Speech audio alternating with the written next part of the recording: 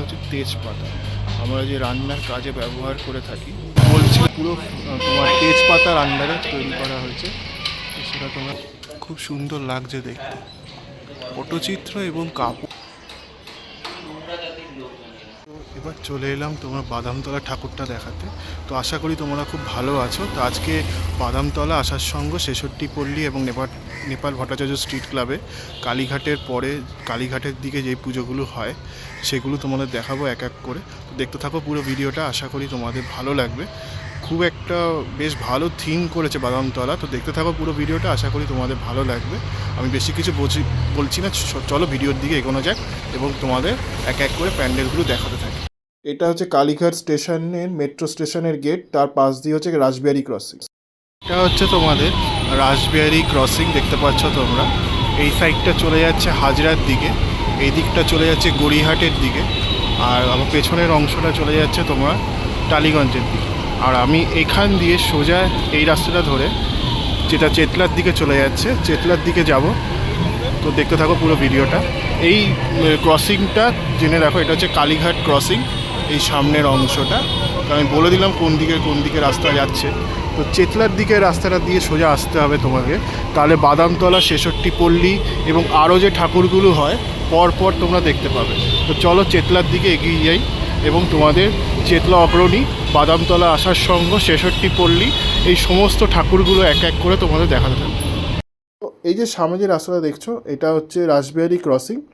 তো রাসবিহারী ক্রসিংয়ের সামনে দিয়ে এই যে রাস্তাটা চলে যাচ্ছে, এটা চেতলার দিকে চলে যাচ্ছে। আমি চেতলার দিকে যাব না, বাচ্চান ধাবার পাশ দিয়ে যে গলিটা যাচ্ছে, সেই গলির দুপা হাঁটলে বাঁদিকে নেপাল ভট্টাচার্য স্ট্রিট বলে একটা রাস্তা পড়ে।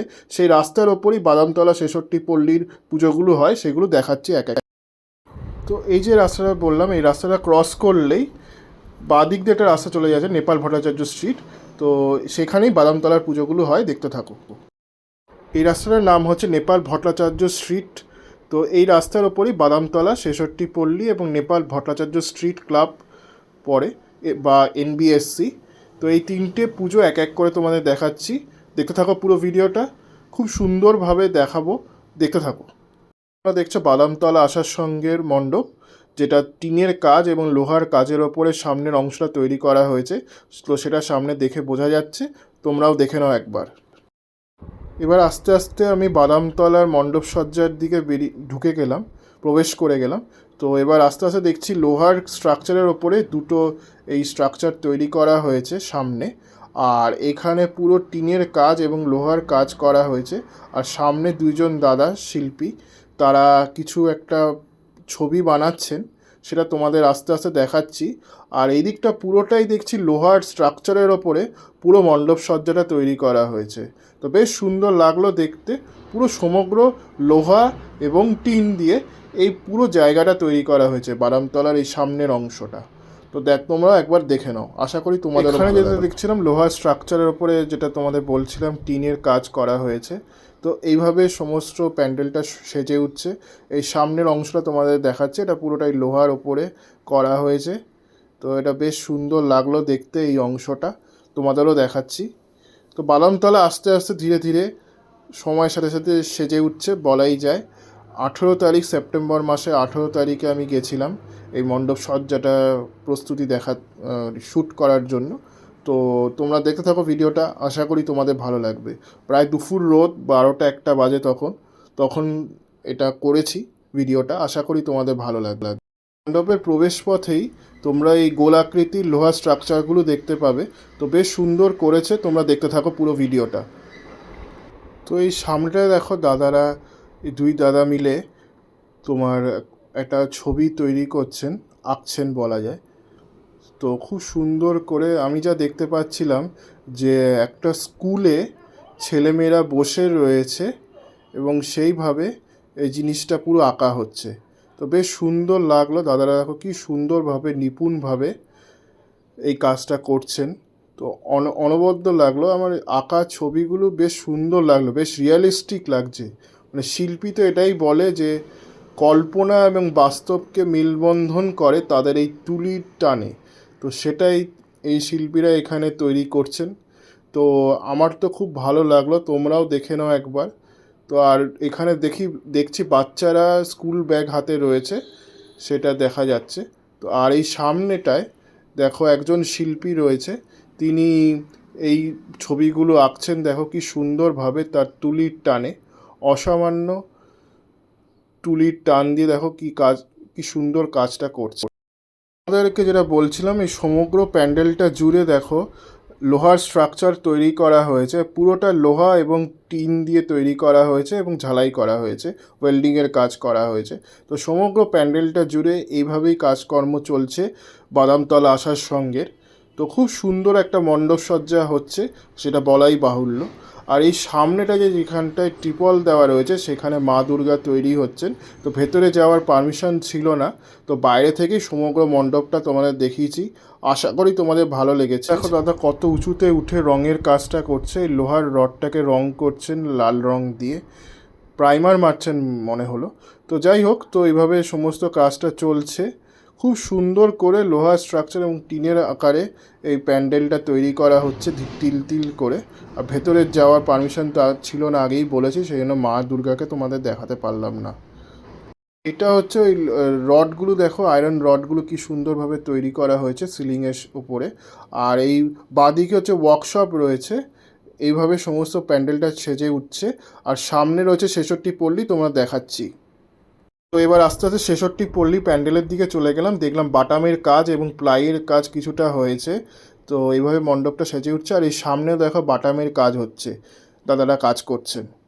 এটা বলছিলাম, দেখো এখানে বাটামের কাজ এবং প্লাইয়ের কাজ করা হয়েছে, কাঠ দিয়ে বাটামের কাজ করে তারপরে প্লাই ইনস্টল করা হয়েছে সেই কাঠগুলোর মধ্যে। তো এইভাবে সমগ্র সামনের অংশটা তৈরি করা হয়েছে। তো এবার আস্তে আস্তে মণ্ডপের ভেতরে যাচ্ছি এবং তোমাদের দেখাচ্ছি।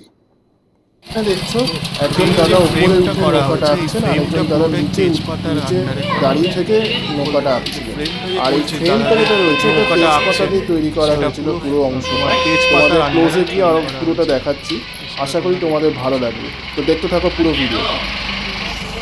তো দাদা যে আঁকছিলেন সেই আঁকার ফ্রেমে এই তেজপাতা ব্যবহার করা হয়েছে।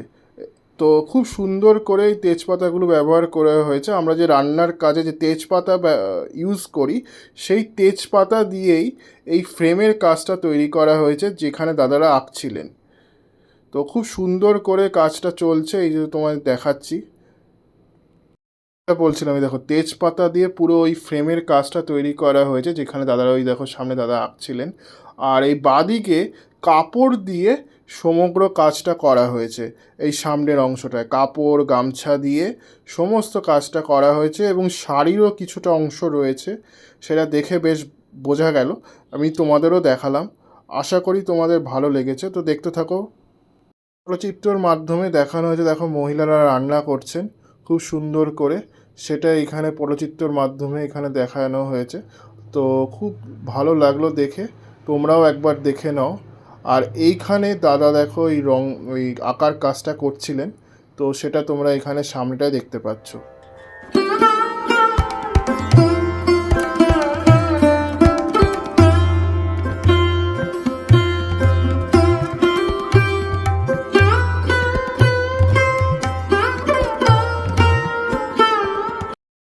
সামনের অংশটা দেখো মা দুর্গা তৈরি হয়েছে কিছুটা অংশ, সেটা তোমরা দেখতে পাচ্ছ। দেখো মা দুর্গা এখানে তৈরি হয়েছে। আর এখানে একটা জিনিস শিল দিয়ে জিনিসটা তৈরি করা হয়েছে, শিল আকারের জিনিস তৈরি করা হয়েছে প্লাস্টার অফ প্যারিস দিয়ে, সেটা তোমরা এখানে দেখতে পাচ্ছ।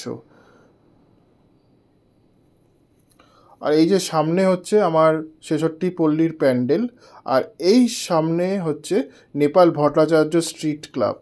তো এই সামনের যে প্যান্ডেলের অংশটা দেখছো, এখান দিয়ে গেলেই নেপাল ভট্টাচার্য স্ট্রিট ক্লাবের পুজোটা হয়।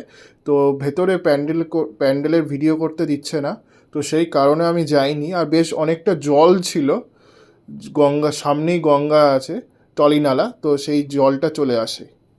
কালীঘাটের 3টে প্যান্ডেল তোমাদের দেখালাম, দুটো দেখালাম। নেপাল ভট্টাচার্য স্ট্রিট ক্লাবটা ভেতরে প্যান্ডেল করতে ভিডিও করতে দিচ্ছে না, অ্যালাউ করছে না। তো সেই কারণে নেপাল ভট্টাচার্য স্ট্রিট ক্লাবের প্রস্তুতিটা তোমার দেখাতে পারিনি। বাদামতলা আসার সঙ্গে এবং ৬৬ পল্লী এই দুটো ঠাকুরই তোমাদের দেখিয়েছি।